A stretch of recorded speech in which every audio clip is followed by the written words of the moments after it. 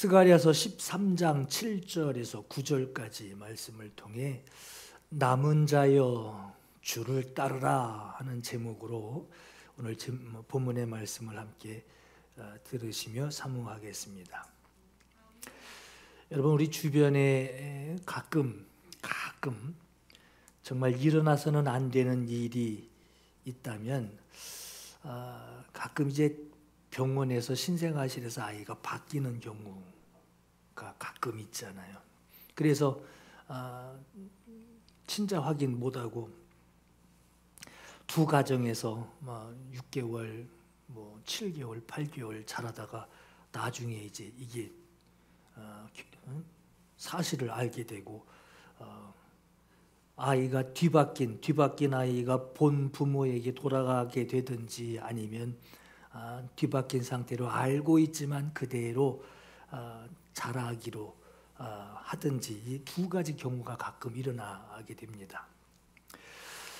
두 가지 경우 중에 어떤 것이든 많은 사랑을 받게 되는 경우, 그리고 그것을 알게 되는 경우에 어떤 사람은 행복을 누리게 되고 어떤 사람은 사랑보다는 그 아이에 대한 기대를 가지게 되는 것으로 인해서 참 아이가 그 가정 안에서 불행하게 생활하게 되는 것들을 우리가 가끔씩 뉴스를 통해서 보게 돼요. 여러분, 낳은 정이 있고 기른 정이 있다라고 하죠. 둘 중에 어떤 게 크다라고 대답하는 것은 정말 쉽지 않습니다. 낳고 기르는 부모의 입장에서 생각해도 낳은 정도 가벼울 수 없고 기르는 정도 가벼울 수 없습니다. 부모의 입장에서뿐만 아니라 태어난 사람의 입장, 태어난 사람과 보살핌을 받은 사람의 입장에서도 자기를 낳아준 사람, 또 자기를 키워준 사람, 어느 것이 더 크냐라고 묻게 된다면 그것도 역시 쉽게 단정짓기 어렵습니다. 그러나 낳은 사랑, 그 아이가 낳기까지의 그 사랑, 신생아 있을 때의 그 낳은, 그 받은 그 사랑과 점점 이제 성장하면서 키운 그 사랑의 크기를 자녀가 두 가지 경우 중에 어떤 게 큰지를 자녀가 만약에 알게 된다면, 이게 바뀌었을 때 알게 된다면 내가 어쩔 수 없이 낳았지. 참 이 말 들으면 천천병력일 거예요. 그죠? 안 낳으려고 그랬는데 낳았다 그러고 어쩔 수 없이 키웠다라든가 또 기도하면서 주님이 주시기를 기도하면서 그렇게 바랬다 하며 기도하며 낳았다든가 헌신해서 내가 너를 키웠다, 자라게 했다, 뒷바라지했다라는 것으로 자녀가 어떤 사랑으로 나를 키워줬고 어떤 사랑으로 나를 낳아줬는지를 안다면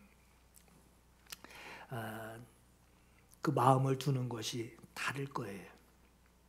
어느 하나도 무시할 수 없지만 베푼 사랑이나 받은 사랑이나 둘 중 한쪽의 사랑이 그 크기를 감히 상상할 수 없을 만큼 크다면, 그것을 알고 있다면 뒤바뀐 상황이라고 할지라도 어느 한쪽으로 마음이 기울어지기 마련이죠.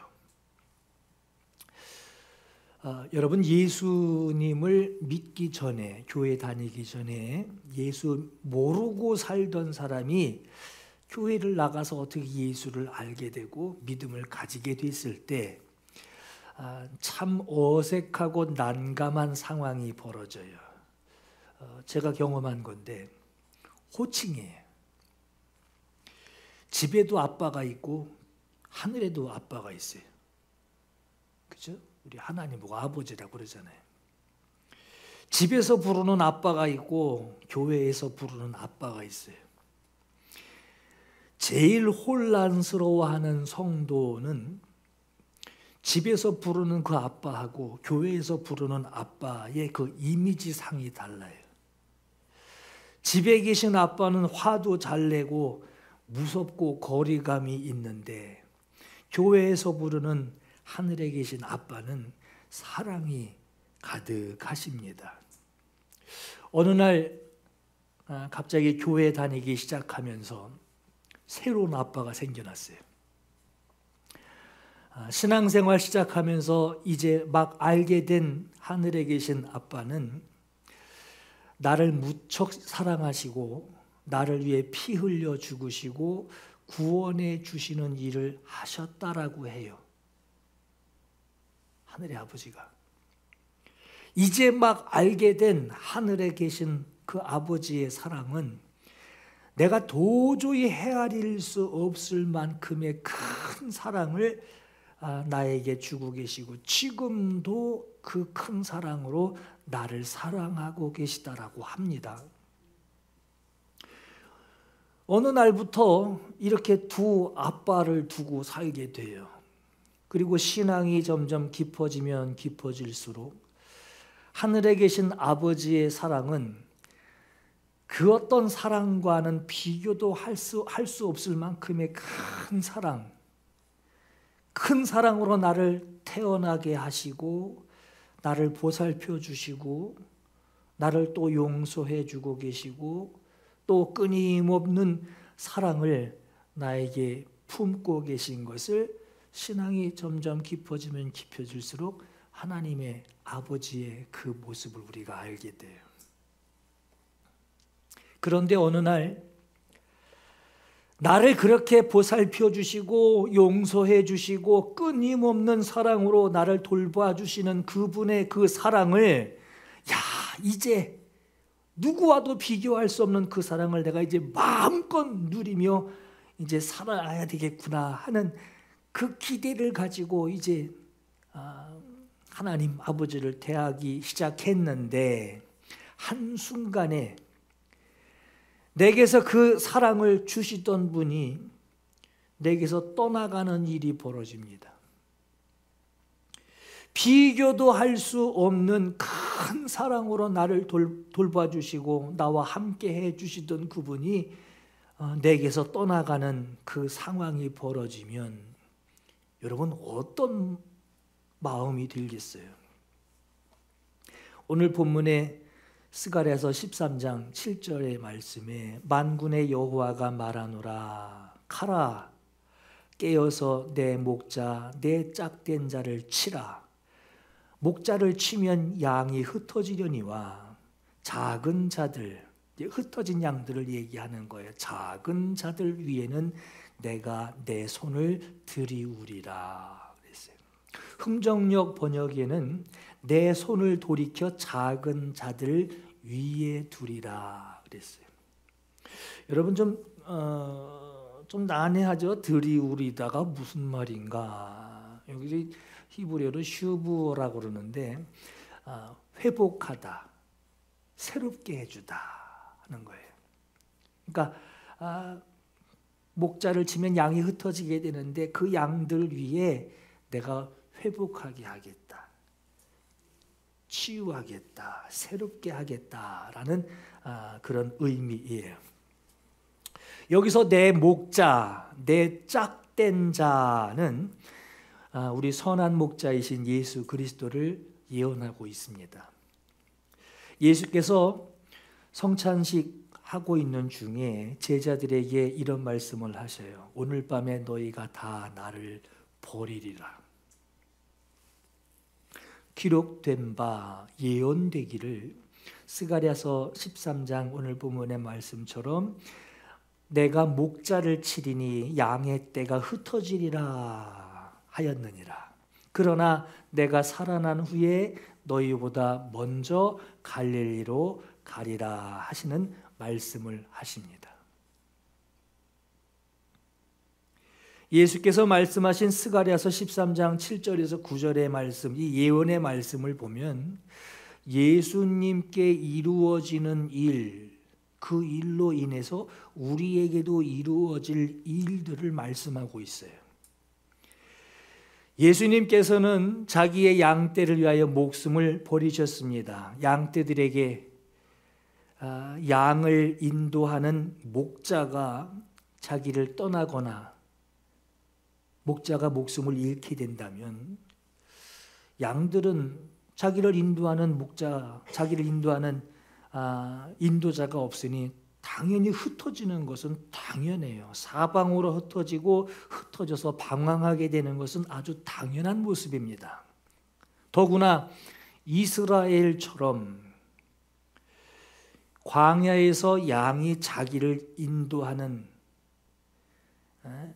그 목자를 잃어버리게 된다? 그 양은 죽은 거나 마찬가지예요. 예수께서 칼과 몽둥이를 들고 예수님께 찾아온 자들에게 예수님이 체포돼 가실 때에 예수님을 따르던 제자들이 그 모습에 뿔뿔이 다 도망가 버리는, 모두 도망가 버리게 되는 것에 대해서 이 예언이 이루어진다라고 하는 것을 예수께서 말씀하십니다. 그러나 이어지는 말씀에 작은 자들 위에는 내가 내 손을 들이우리라 그랬어요. 이 예언의 말씀처럼 그러나 내가 살아난 뒤에는 너희보다 먼저 갈릴리에 가서 너희 기다릴 거야 하는 이 말씀을 하신 거예요. 흩어진 양떼를 버리지 않으시고 도움의 손을 펴시고 새롭게 회복하시는 주님의 손을 펴시는 하나님이 장차 하실 일을 예수께서 다시 말씀하고 계십니다. 예수께서 붙잡혀 고난과 십자가의 죽음으로 인해서 낙심에 빠진 자들을 떠나지 않으시고 내가 너희들보다 먼저 갈릴리에 가서 지금은 너희가 낙심하고 있지만 갈릴리에서 내가 기다리고 있을 거야. 떠나지 않으시고 함께하고 계시는 갈릴리에서 부활하신 예수 그리스도를 만나서 거기서 함께 하시겠다는 것으로 예수께서 부활하신 것을 제자들에게, 불안에 떨고 있는 제자들에게 확인시켜 주십니다. 확인시켜 주세요. 그러나 예수께서 부활하신 그 사실로 예수를 따르던 그 많은 모든 사람들이 죽게 돌아온 것은 아니에요.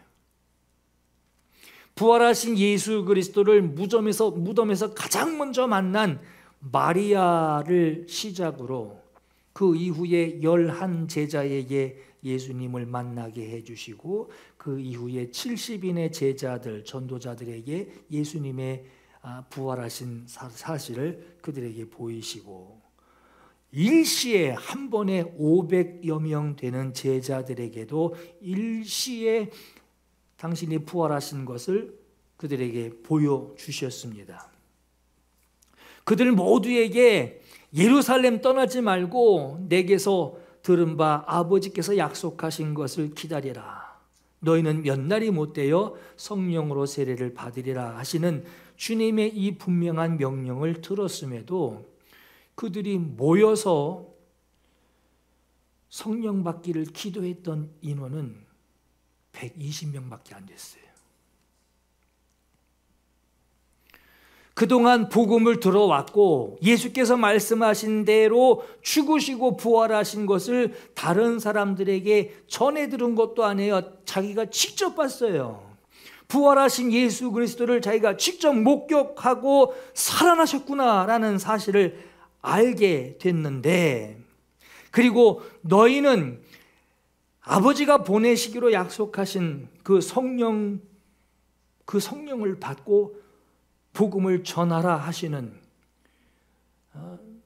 너희는 내 증인되라 하시는 그 명령을 그들이 직접 들었음에도 부활하신 주님을 만난 사람 모두가, 그 100%가 어떤 상황에서도 믿음으로 순종하는 생활을 했을 거다라고 생각이 되지만, 예측이 되지만, 그러나 그렇지 않은 모습을 보게 돼요.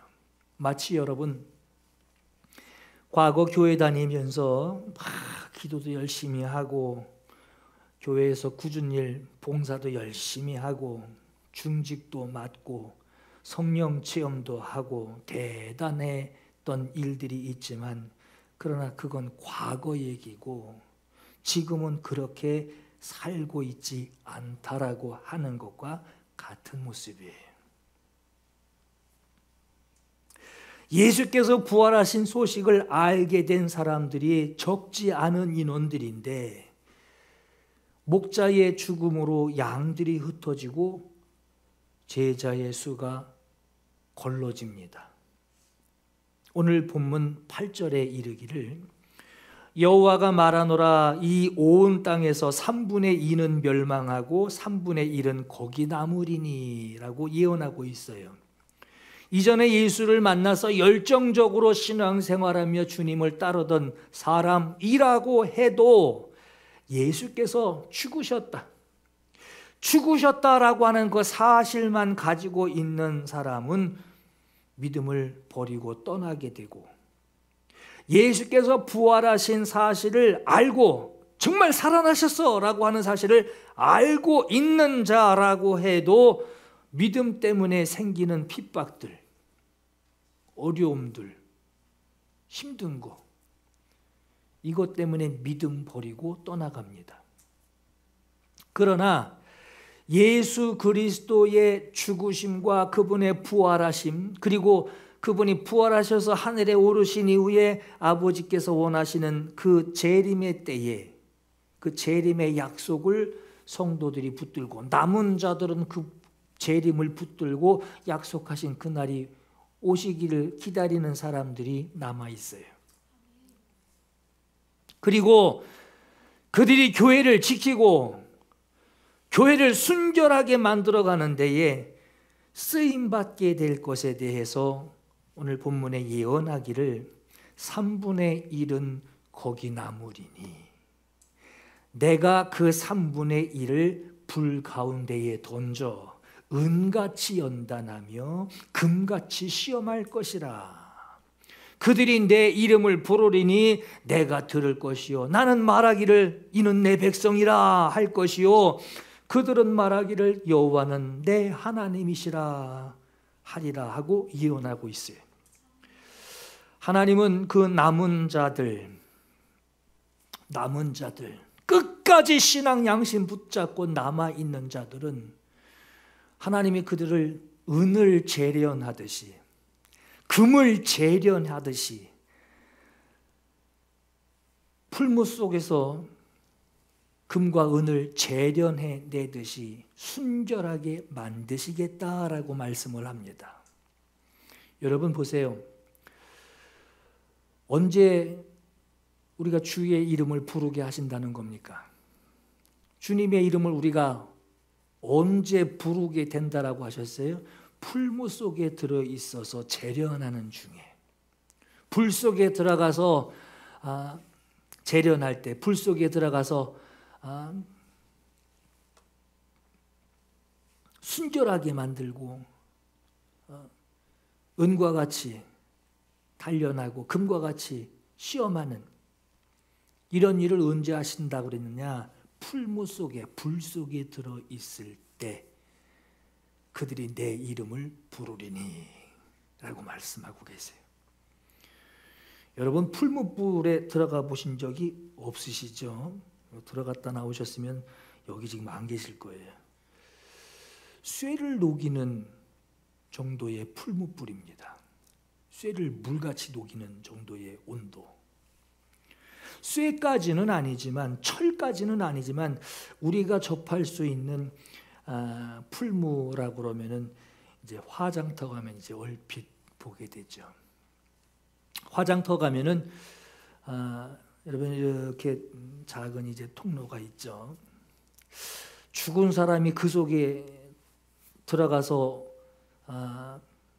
있다면 저도 그 생각을 한번 저기 들어가 있으면 저 답답해서 되게 지낼까 저기서 어떻게 있나 할 것 같은 그럴 만큼 여러분 사람이 영혼이 그 안에 없어서 그렇지 몸 그냥 몸뚱이 옷 그냥 벗어서 거기다 넣어놓듯이 죽은 사람이 그 속에 영혼이 그 몸속에 들어있지 않아서 그렇지 살아있는 사람이, 영혼도 들어있고 뭐 살아있는 사람이 그 화로 속에 들어간다면 거기서 어떻게 견디겠어요? 그런데 여러분, 하나님께서 남은 자 3분의 2는 다 갚으리고 남은 자 3분의 1이 남아있을 때 그들을 순결하게 단련하시며 아주 순결하게 만드시는 그 일을 하시겠다라는 표현으로 풀무불에 재련하시겠다, 풀무불 속에다가 이제 단련하시겠다라는 이 비유의 말씀을 하시는데, 거기서 그들이 내 이름을 부르리니 내가 들을 것이요 나는 말하기를 이는 내 백성이라 할 것이요 그들은 말하기를 여호와는 내 하나님이시다라고 하리라 했어요. 그럼 어느 때에 그와 같은 순결한 백성으로 하나님께서 그들에게 이는 내 백성이다 말씀하시고, 순결한 자들이 하나님을 부를 때에 주는 나의 하나님이십니다 라고 부른다고 하는 것이냐? 여러분, 불 속에 들어가 있다라고 하는 게 이게 뭘 의미하느냐? 마태복음 5장 10절에 보면은 박해라는 말이 나옵니다. 이 의를 위하여 박해를 받는 자는 복이 있나니 했어요. 의를 위하여 박해를 받는 자는 천국이 그들의 것임이라 했어요. 나로 말미암아, 예수 때문에, 예수 믿는 것 때문에, 예수 따르는 것 때문에 너희를 욕하고 박해하고 거짓으로 너희를 거슬러 모든 악한 말을 할 때에는 너희에게 복이 있나니 기뻐하고 즐거워하라. 하늘에서 너희의 상이 큼이라 했어요. 여러분, 왜 이 뜨거운 불 가운데서 재련하는 과정 중에, 순결하게 하시는 과정 중에 이것을 왜 박해받는 것으로 순결하게 하시겠다라고 하는 것이냐? 여러분, 우리가 박해받는다 그러면 이제 어려움 당하고 막 괴롭힘 당하고 막 거기서 막 있고 싶지 않고 막 피하고 싶은 것으로 우리가 박해를 우리가 이해하죠. 박해. 그런데 여기 오늘 의미가 좀 굉장히 중요해요. 예수께서 말씀하신 이 박해라는 디오크오라고 하는 이 말은 뒤쫓다라는 거예요. 참 의미가 전혀 뜻밖이죠. 막 의도 맞고 말이에요. 막 진 누르고 막 비명 지르고 정말 참아내야 하는 이 박해를 우리가 생각을 하는데 전혀 다른 뜻이에요. 뒤쫓는 거예요. 쫓아가는 거예요. 추구하는 거예요. 한 곳에 집중해서 그거 보고 쫓아가는 거예요. 이게 박해예요. 이게 박해의 뜻이에요. 박해는 내가 순종해야 할 말씀을 듣고도 아무것도 하지 않고, 아무것도 순종하지도 않고, 추구하지도 않고, 대항하지도 않고, 반대 방향으로 움직이려 하지도 않는다면 그 사람에게는 아무 일도 안 일어납니다. 박해 안 일어나요. 말씀 듣는 게 그게 박해가 생기는 게 아니에요. 말씀 행하려고 그러면 박해가 생기는 거예요. 여러분, 예수께서는 왜 믿는 자들에게 박해가 있다라고 말씀하셨느냐? 믿는 자의 순종은 한 곳에 그대로 정지해 있지 않습니다. 왜? 예수께서 움직이시는데. 예수께서 움직이시는데 내가 어떻게 가만히 있어요? 같이 따라가는 건데, 뒤쫓는 것이고 추구하는 것이고 집중하는 것이고 따라가는 거란 말이에요.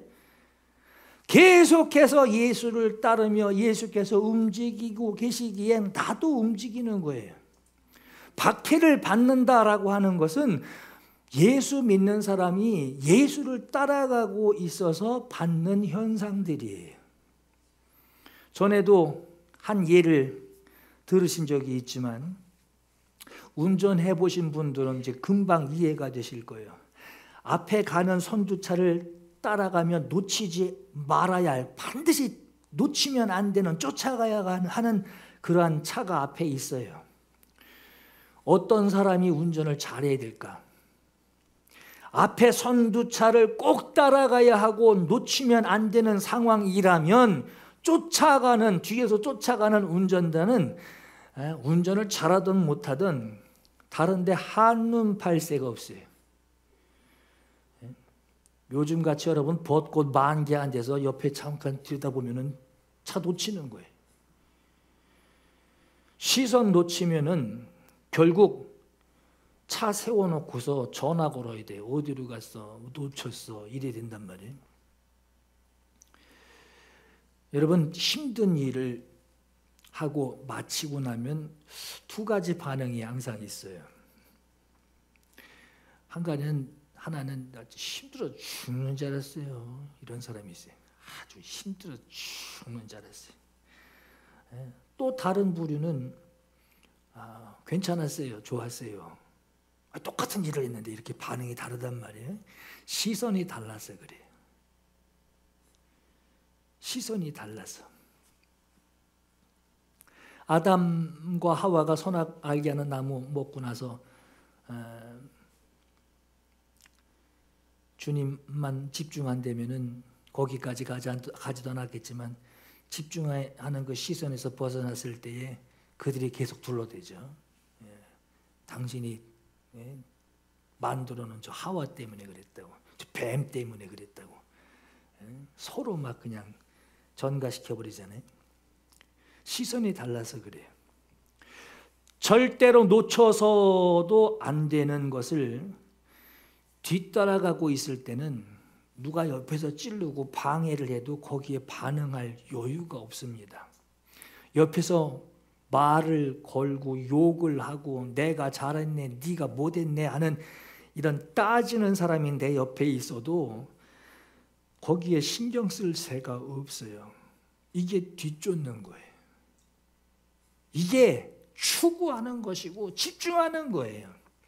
이것이 박해받는 자의 모습이에요. 그러니 두 가지 현상이 나타나는 거예요. 힘들어 죽는 줄 알았어요. 그것만 신경 쓰니까 힘들어 죽는 줄 알았죠. 근데 그게 느낄 새가 없어요. 거기 반응할 새가 없어요. 이게 박해받는 자의 모습이에요.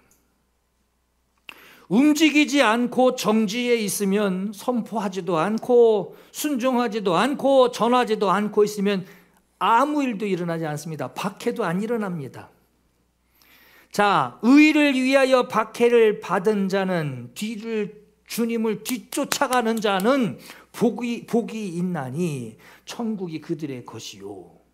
나로 말미암아 너희를 욕하고 박해하고 거짓으로 너희를 거슬러 역행하는 모든 악한 말을 할 때에는 거기 신경 쓰면 힘들어 죽는 줄 알았어요. 따라오느라 아주 힘들어 죽는 줄 알았어요. 이렇게 표현하겠지만 그런 악한 말을 할 때에도 주님을 따르고 주님께 집중하고 주님께 시선을 두고 있는 자는 너희에게 복이 있나니 기뻐하라, 즐거워하라, 하늘에서 너희의 상이 큼이라 하고 말씀해요. 믿음은 여러분 정지된 거 아닙니다. 묵상하는 거 아닙니다. 움직이라는 거예요. 예수께서 움직이고 계시니 주님을 따르는 나도 주님을 따라서 움직이게 되는 거예요. 만약에 예수님이, 하나님이 움직이지 않고 딱 좌불 하고 계시면 우리는 그 앞에 방석 깔아놓고 거기서 절하면 돼요. 절간에 가서 하듯이 하면 된단 말이에요. 하나님이 움직이지 않고 가만히 눈 껌뻑거리지 않고 가만히 실눈 뜨고 이러고 있으면은 우린 그 앞에 방석 깔아놓고 있으면 돼요. 그러나 예수께서 제자들에게 뭐라고 하십니까? 나를 따르라 그랬어요. 나를 따르라. 우리 신앙생활에 주님이 우리에게 따르라, 순종하라 하는 이런 말씀을 주시지 가만히 있어라 하는 이런 말씀은 안 주신단 말이에요. 주님이 그 성경에도 나오죠. 아니 방금도 당신을 핍박하고 죽이려 하는 자들에게 거기서 나왔는데 거길 또 가시렵니까? 하고 그러죠. 핍박하던 자들에게 주님은, 조금 아까도 핍박했던 자들에게 주님이 가실 때 그 길로 가시고, 골고다 그리로 양처럼 그 길로 끌려가시면 거기서 죽는 것을 아시면서도 그 길로 가십니다. 무덤으로 실려가면 돌 무덤에 돌로 쾅 다치고 거기 갇히게 되는 것을 그걸 아시면서도 그리로 실려서 가십니다. 그리고 주님은 하늘로 올라가십니다. 주님이 이렇게 주님이 가시는 길로 가실 때 너희는 나를 따르라 하는 이 말씀을 하시는 거예요. 그래서 마태복음 16장에 이에 예수께서 제자들에게 이르시되 누구든지 나를 따라오려거든 그래요. 자기를 부인하고 자기 십자가를 지고 나를 따를 것이니라. 누구든지 제 목숨을 구원하고자 하면 잃을 것이요 누구든지 나를 위하여 제 목숨을 잃으면 찾으리라 그랬어요. 시선을 어디다 두냔 말이에요 지금. 누구든지 제 목숨, 내 목숨 구하려고 한 거기 시선 두고 있으면 그는 잃어버릴 것이요. 원래 놓쳤네. 아이고 저 개인 신경 써가지고 놓쳐버렸네. 하듯이 누구든지 나를 위하여 시선을 어디다 두고 있냔 말이에요. 주님께 시선을 두고 있다면 찾으리라. 사람이 만일 온 천하를 얻고도 제 목숨을 잃으면 무엇이 유익하리요? 시선을 어디다 두고 있느냐? 사람이 무엇을 주고 제 목숨과 바꾸겠느냐? 인자가 아버지의 영광으로 그 천사들과 함께 올 때에 그때에 각 사람이 행한 대로. 신앙생활은 정지가 아닙니다. 행한 대로 갚으신다고 해요. 우리가 주님을 따르는 어떤 상황에서도 주님께서 함께 해주시는 그 회복의 은혜가 우리에게 있습니다. 3분의 1 안에 들어가시는 여러분 되시기 바라고 주님의 손이 그들 위에 드리우리다 하는 그 말씀처럼 오늘 주님과 함께하는 치유와 회복의 역사가 여러분들에게 일어나기를 축복합니다. 목자를 치면 양은 흩어지려니와 그래서 따르는 양들은 3분의 2는 멸망하고 3분의 2는 멸망하고 3분의 1이 그 자리에 남아있다 할지라도 내가 3분의 1 그 안에 속하여서 남은 자가 되었다라고 하면 남아있는 자가 되었다라고 하면 오늘 여러분은 주의 이름을 부르는 자가 되라라고 하는 거예요. 다 믿음 버리고 신앙생활 버리고 다 떠나간다고 해도 과거엔 대단했겠죠. 과거엔 대단했단 말이에요. 그러나 그 믿음을 버리고 제자들도 여러분 누가 서열 1위냐 2위냐 이거 따졌잖아요. 대단했단 말이에요. 거리가 있어야지 따지죠. 대단했단 말이에요. 그 믿음을 버리고 떠나간다고 해도 남아있는 나는 부활하신 주님을 따르는 우리의 생활이 되기를 바라고 나를 은같이 연단하시고 금같이 재련하시기 위해서 오늘 나에게 일어나는 시험들이 있을 때 순결한 신앙으로 부르시기 위하여 오늘 우리에게 가하시는 하나님이 허락하시는 시련이니 그 가운데서 주의 이름을 부르라라고 하는 겁니다. 그들이 내 이름을 부르리니 내가 들을 것이며 지금 어디서 이름을 부르느냐 말이에요. 불 가운데서 주님의 이름을 부르는 거예요. 그들이 내 이름을 외쳐 부르리니 내가 그들의 외침을 들을 것이며 하나님은 나를 보고 계시며 보시면서 이르시기를 이는 내 백성이다 라고 말씀하시고 우리는 주님은 나의 하나님이십니다 하는 이러한 고백이 오늘 이 말씀을 사모하며 들으시는 여러분들에게 그 동일한 고백이 여러분들에게 있기를 예수 이름으로 축원합니다. 함께 기도하실 마음이 있으시기 바라요. 두 가지 함께 기도합니다. 내가 가는 길을 주님이 아십니다. 주님이 나를 단련하시고 난 후에 내가 순금같이 되어 주 앞에 나오겠습니다. 오늘 이 재련하시는 주님의 모습을 우리가 생각하면서 주님 다 떠나고 남아있는 자들 가운데 내가 있게 하시니 하나님 감사합니다. 더욱 주님을 따르는 자 되게 하여 주옵소서. 두 번째, 주를 따르는 기쁨을 누리게 해 주옵소서.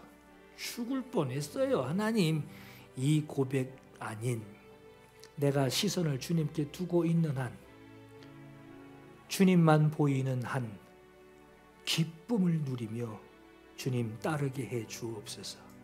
믿음 때문에 일어나는 여러 어려움들, 박해들, 이것은 나의 신앙을 주님이 나를 인정하여 세워주시는 순결한 신앙 되기를 위하여 주님이 내게 허락하시는 것들이니 이 믿음 위하여 주 앞에 순결하게 단련되어지게, 재련되어지게 주여 도와주시옵소서.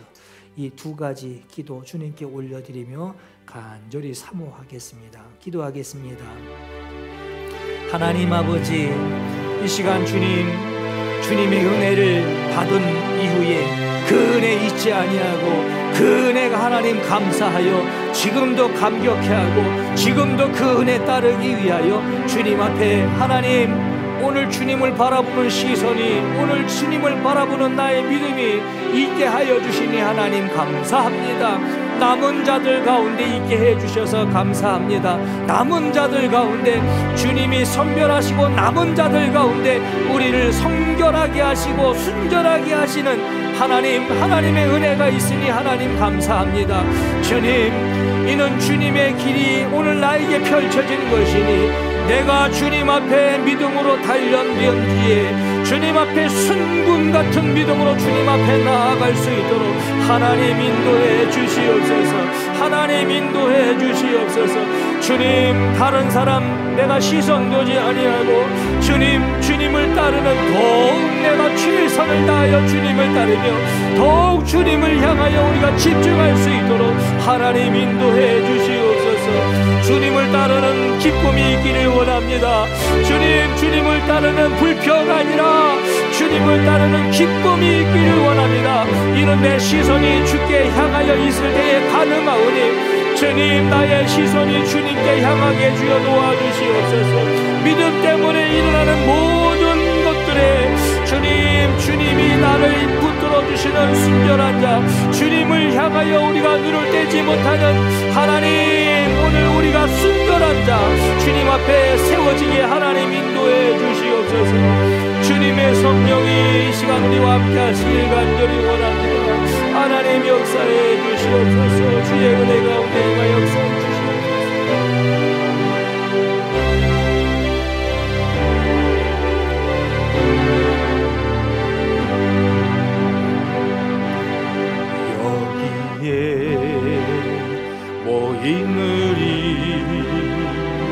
주의 은총 받은 자여라. 주께서 이 자리에 함께 계심을 아노라. 언제나 주님만을 찬양하며 따라가리니 시험을 당할 때도 함께 계심을 믿노. 주님이 뜻하신 일, 주님이 뜻하신 일 헤아리 어렵더라도 언제나 주 뜻 안에 내가 있음을 아노라. 사랑과 말씀들이 나를 더욱 괴롭게 하니 때로는 넘어져도 죄 무슨 일을 믿노라. 여기에 모이느리 사랑받는 주의 자녀라. 주께서 뜻하신 바 우리를 통해 펼치신다. 고통